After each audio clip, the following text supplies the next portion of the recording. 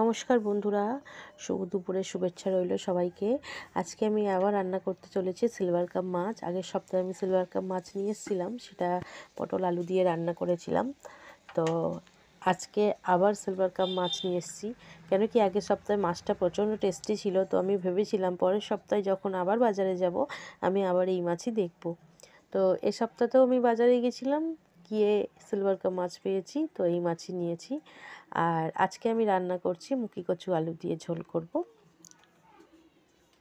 তো মুখি কচু আলুগুলো আমি লম্বা লম্বা করে কেটে নিয়েছি, নিয়ে কড়াইয়ে কালো জিরে দিয়ে আর টমেটো পেঁয়াজ রসুন দিয়ে আজকে কচুর তরকারিটা করব।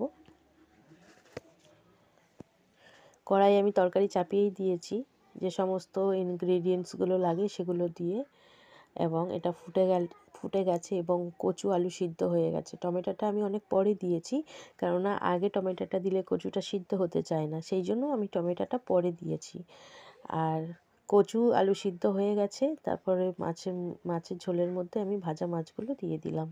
আজকে অন্য রান্নাও হয়েছে, সেই জন্য 2 পিস মাছ নিয়ে রান্না করেছি, বেশি মাছ নিয়ে রান্না করিনি।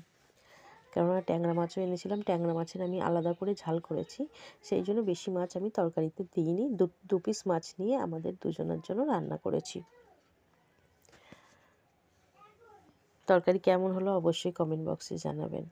ভালো থাকবেন, সুস্থ থাকবেন, ধন্যবাদ।